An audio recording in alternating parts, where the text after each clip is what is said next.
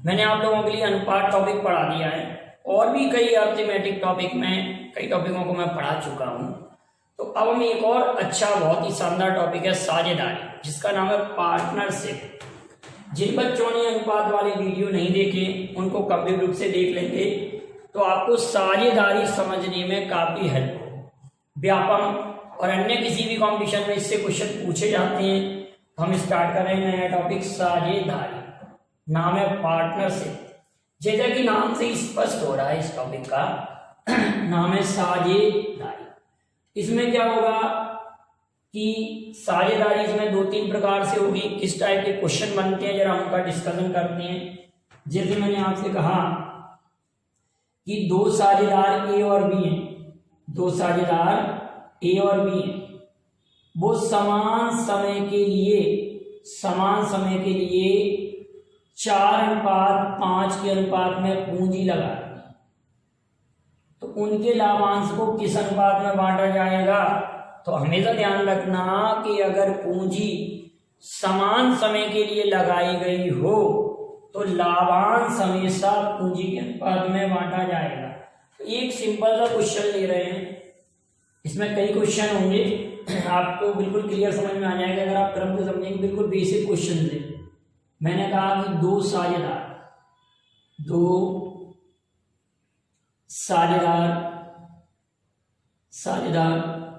ए तथा बी समान समय के लिए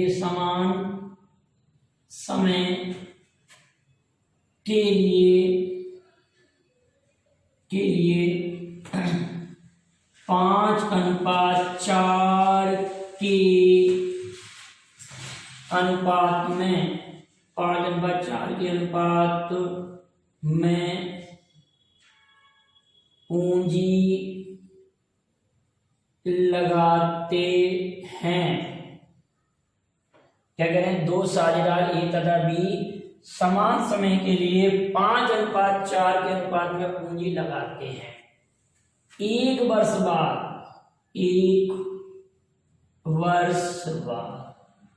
उन्हें कुल मिलाकर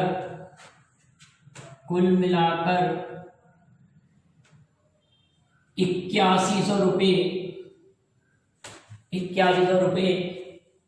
का लाभ होता है। तो उस लाभ में ए का हिस्सा क्या हो,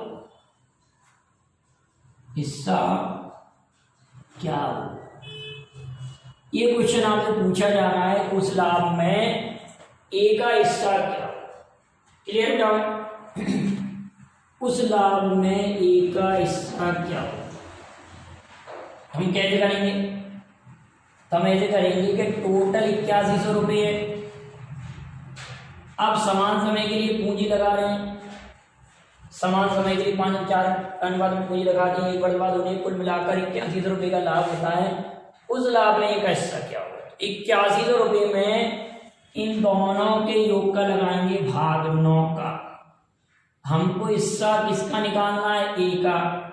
तो एक हिस्से के लिए हम 5 का गुणा कर देंगे, तो 9 81 900 9 4500 रुपये।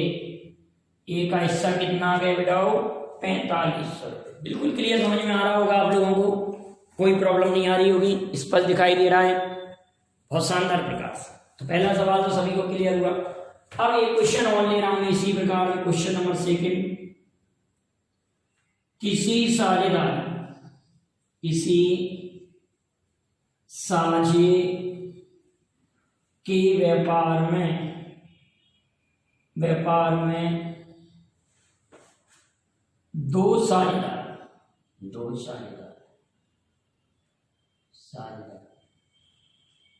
पूंजी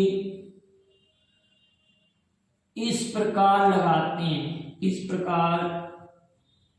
लगाते हैं कि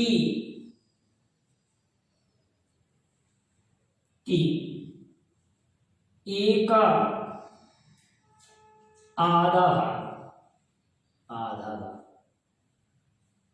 तथा ए का आधा भाग या ए की पूंजी का आधा भाग, बात एक ही है। ए का आधा भाग कहें या ए की पूंजी का आधा भाग कहें। ए का आधा भाग बी के तिहाई भाग के बराबर, तिहाई भाग के बराबर। ए का आधा भाग बी के तिहाई भाग के बराबर है। एक वर्ष बाद दोनों को, एक वर्ष बाद कुल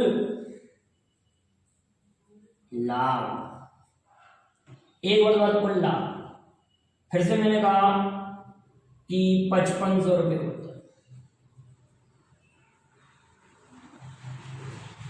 तो ए का हिस्सा क्या हो, उस लाभांश में ए का हिस्सा क्या हो, ये क्वेश्चन पूछा जाएगा। उस लाभांश में ए का हिस्सा क्या हो। तो आपने ये कहा कि ए का आधा भाग बी के तिहाई भाग के बराबर है। ए का आधा भाग बी के तिहाई भाग के बराबर। ए का आधा भाग बी के तिहाई भाग के बराबर है।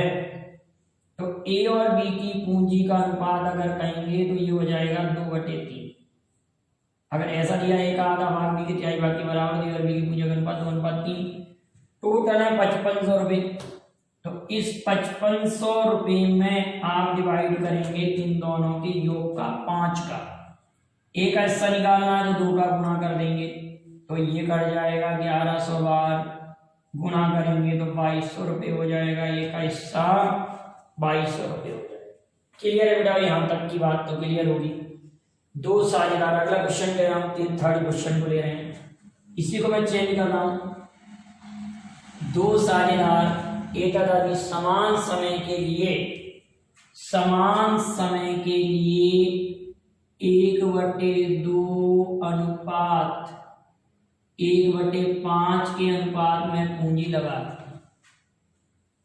1 वर्ष के बाद उन्हें कुल मिलाकर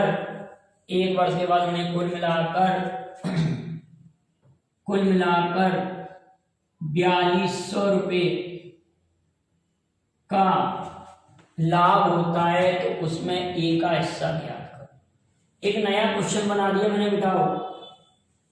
ए और बी किस अनुपात में पूंजी लगा रहे हैं? 1/2 अनुपात 1/5 के अनुपात में पूंजी लगा रहे हैं, और 1 वर्ष के बाद उन्हें कुल मिलाकर 4200 रुपये का लाभ होता है। तो उस लाभ में ए का हिस्सा क्या हो?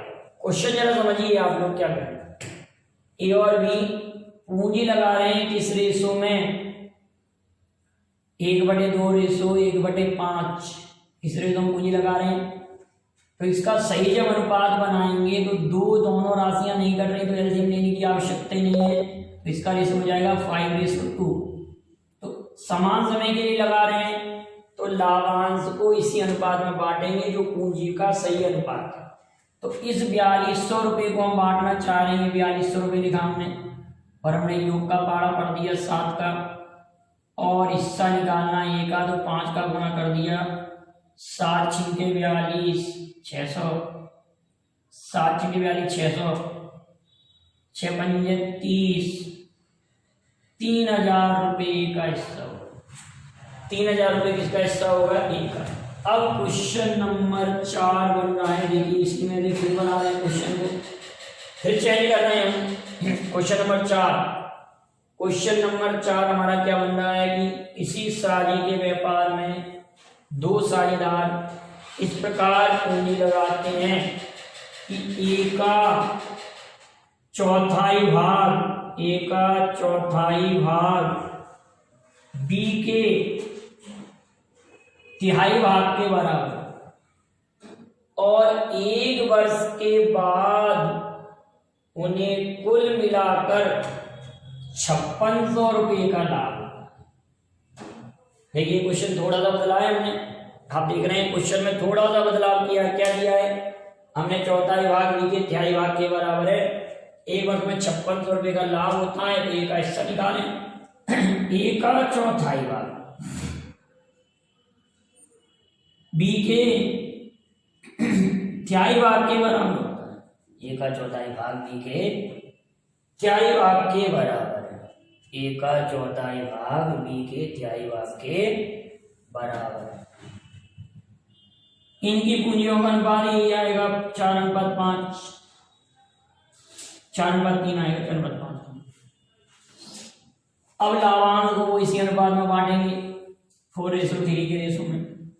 टोटल लाभांश 5600 रुपये है, तो 5600 में योग का पहाड़ा पढ़ दो 7 का, ए का हिस्सा निकालना है तो 4 का गुणा कर दीजिए, 7 2 8 56 और 8 चौक 3200 रुपये, 3200 रुपये इसका हिस्सा हो गया। ठीक है, 3200 इसका 8 या 2400 उसका 3200 रुपये होगा कि नहीं होगा? क्लियर बताओ। अब फिर मैं इसी क्वेश्चन को बदल रहा हूँ, एक नया क्वेश्चन थोड़ा सा चेंज करके ले रहे हैं। दो साझेदारी तथा भी समान समय के लिए उन्होंने कहा, समान समय के लिए 2 सही 1/2 अनुपात, समान समय के लिए 2 सही 1/2 अनुपात 3 सही 1/2 के अनुपात में पूंजी लगाते हैं। किस अनुपात में पूंजी लगाते हैं? इस अनुपात में पूंजी लगाते हैं। 1 वर्ष के बाद उन्हें कुल मिलाकर क्वेश्चन नंबर 5 हो जाएगा। 1 वर्ष के बाद उन्हें कुल मिलाकर, देखिए आप लोगों को तो नोट करना पड़ेगा बेटा, आप लोग तो नोट करते चलिए क्वेश्चनों को। नए नए क्वेश्चन आपको मिल रहे हैं। 2 सही 1/2 और 3 सही 1/2 के अनुपात में पूंजी लगाते हैं, तो 2 दूनी 4 और 1 5 हो जाएगा, 5 दिन 6 और 7 हो जाएगा। उन्हें 4800 रुपये का लाभ होता है। तो इस लाभ में ए का हिस्सा क्या होगा? आप समझ गए क्वेश्चन क्या कहना चाह रहा है? हम इस क्वेश्चन को जरा अरेंज करते हैं। ए और बी के लाभांशों का अनुपात यही होगा, 2 सही 1/2 अनुपात 3 सही 1/2। इसका मतलब क्या होगा? 2 दूनी 4 और 1 5/2, 3 दूनी 6 और 1 7/2। ये 2 से 2 कैंसिल हो रहा है, तो किस रेशो में बांटेंगे? 5:7 के रेशो में ये डिवाइड करेंगे। किस रेशो में डिवाइड करेंगे बेटा? 5:7 के रेशो में ये डिवाइड करेंगे। अब इस रेशो में ये डिवाइड करेंगे तो रुपये 4800 4800 रुपये हैं। 4800 में आप योग का पहाड़ा पढ़ेंगे 12 का, हिस्सा ए का निकालना, तो 5 का 12 चौक 48, 400 4 पंजे 20, ये 2000 रुपये हो जाएंगे। 4 पंजे 20 कितने रुपये हो जाएंगे? 2000 रुपये। तो ए का हिस्सा 2000 रुपये हो गया। 7 का गुणा करेंगे तो 7 चौक 28, बी का हिस्सा 2000 रुपये हो जाएगा, 2000 नहीं, बी का हिस्सा 2800 रुपये हो जाएगा। तो ए का पूछा है तो हो जाएगा। अब इसी प्रश्न को मैं फिर चेंज कर रहा हूं, एक लाइन और बदल रहा हूं।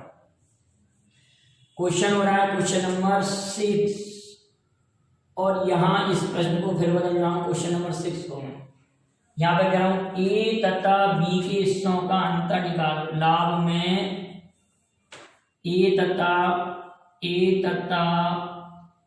बी के हिस्सों का अंतर क्या होगा? ये क्वेश्चन क्या है? ए और बी के हिस्सों का अंतर क्या होगा? क्वेश्चन नंबर 6 जब 2 दूनी 4 और 1 5/2, 3 दूनी 6 और 1 7/2। टोटल रुपये 4800 है। टोटल रुपये 4800 है, तो 4800 में हम योग का पहाड़ा पढ़ेंगे ना बेटा, पढ़ दिया। हिस्सों का अंतर निकालना है, जिनके अंतर का गुणा कर दो 2, तो 12 चौक 48, 4 दूनी 8, 800 रुपये हिस्सों का अंतर हो गया। दोनों के हिस्सों का अंतर क्या होगा? ये क्वेश्चन बदल गया। अब क्वेश्चन नंबर 7 हम यहाँ कन्वर्ट कर रहे हैं। क्वेश्चन नंबर 7, किसी साझे के व्यापार में 2 साझेदार पूंजी इस प्रकार लगाते हैं कि ए का चौथाई की जगह ए का 2/3 ए का 2/3। क्या चीज निकली बेटा, आप नोट कर लेना। क्वेश्चन नंबर 7, ए का 2/3 बी के 7वें, ए का 2/3 बी के 7वें भाग के बराबर है। ए का 2/3 बी के 7वें भाग के बराबर, 7 गुने के बराबर नहीं कह रहे, 7वें भाग के बराबर है। ए का 2/3 बी के 7वें भाग के बराबर है, तो अगर हम इनका रेशो कहेंगे तो कैसे आएगा बेटा, आप कहेंगे सर ये यहां पर आएगा और ये मान ऊपर पहुंचेगा 3 और नीचे हो जाएगा 14, 3 यहां पहुंचेगा 2 यहां हो जाएगा, ये 3 यहां पहुंचेगा 2 यहां जाएगा, तो 3 बटे कितना हो जाएगा। और कुल पूंजी दे दी उन्होंने, यहां पर कुल पूंजी उन्होंने दे दी 3800 रुपये, 5100 रुपये दे दी, कुल पूंजी 5100 दे दी। किसी साझे के व्यापार में 2 साझेदार पूंजी इस प्रकार लगाते हैं कि ए का 2/3 भाग, ए का 2/3 भाग, ए का 2/3 भाग बी के 7/7वें भाग के बराबर है। ए का 2/3 बी के 7वें भाग के बराबर है, तो 1 वर्ष बाद कुल लाभ 5100 रुपये होता है, उसमें ए का हिस्सा निकालें। तो ए का 2/3, ए का 2/3, ए का 2/3, ठीक है, बी के 7वें भाग के बराबर है, तो बी का 1/7। तो अगर मैं इसको यहां ले जाऊं और इसको यहां पर लाऊं, ठीक है, 3 को मैंने यहां कर दिया, 2 को यहां कर दिया, तो ए बटे बी बराबर 3/14। हमको ए का हिस्सा निकालना है, किसका हिस्सा निकालना है बेटा, ए का हिस्सा निकालना है। तो 5100 में हम योग का पहाड़ा पढ़ेंगे, 17 का हिस्सा किसका निकालना है, ए का हिस्सा निकालना है। तो ए के हिस्से के लिए हम 3 का गुणा कर देंगे, 17 या 51 300, तो ए का हिस्सा 900 रुपये हो जाएगा। इतनी बात क्लियर हुई कि नहीं। अभी हमारे केवल 7 क्वेश्चन सॉल्व हुए हैं और एक ही बेस पर आधारित हैं सभी क्वेश्चन। किस पर आधारित हैं, केवल एक ही बेस पर आधारित हैं, जिसमें समान पूंजी लगा रहे हैं सभी साझेदार। सभी साझेदार कितनी पूंजी लगा रहे हैं, समान पूंजी लगा रहे हैं। यहाँ पर 900 रुपये कई लोगों को दिखाई नहीं दे रहा होगा, आप देख लीजिएगा, समान पूंजी 900 रुपये। यहाँ पर इसका हिस्सा कितना आ जाएगा, 900 रुपये आंसर आ जाएगा। अब थोड़ा सा हटके क्वेश्चन ले रहे हैं, जिसमें मैं ये कह रहा हूं कि 3 साझेदार हैं। क्वेश्चन नंबर 1 लेते हैं। 3 साझेदार एक साझे का व्यापार करते हैं। 3 साझेदार एक साझे का व्यापार करते हैं, वो समान समय के लिए पूंजी लगाते हैं और पूंजी इस प्रकार लगाते हैं कि ए के भाग का दुगुना, बी का तिगुना और सी का 4 गुना परस्पर बराबर हैं। तो तीनों के लाभांशों में क्या अनुपात है। क्वेश्चन हमारे पास है 3 साझेदार। क्वेश्चन नंबर 8, क्वेश्चन नंबर 8, 3 साझेदार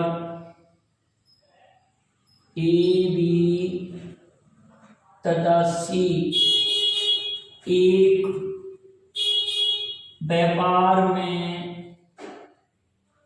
समान समय तक पूंजी इस प्रकार लगाते हैं,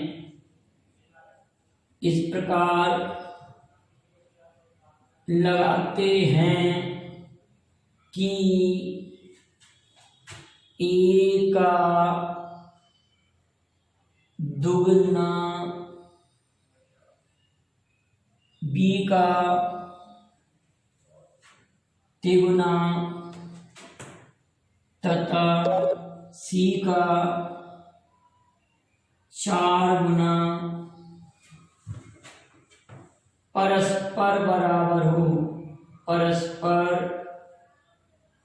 बराबर हो, ए का दुगुना बी का तिगुना सी का चार गुना परस्पर बराबर हो तो तीनों के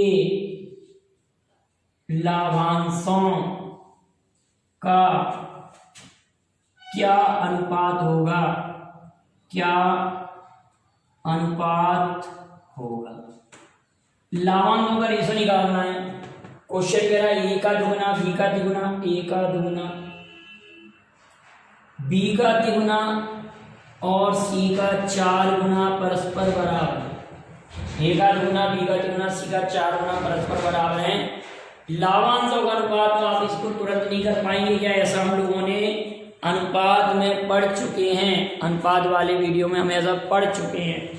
ए का दुगुना बी का तिगुना सी का 4 गुना परस्पर बराबर है, तो तीनों की जो पूंजी का अनुपात होगा ए अनुपात बी अनुपात सी, वो कैसे निकलेगा, आप समझदार हैं। ए अनुपात बी अनुपात सी निकालेंगे तो इनका लेंगे एलसीएम, 2 3 4 का एलसीएम आ रहा है 12/2, ये 12/2 लिख लिया, 12/3 लिख लिया और 12/4 लिख लिया। तो ये 6 बार कटेगा, ये 4 बार कटेगा और ये 3 बार कटेगा। 6:4:3 के अनुपात में पूंजी का वितरण करेंगे। Thank you very much. जय हिंद, जय भारत। मिलते हैं नेक्स्ट वीडियो में।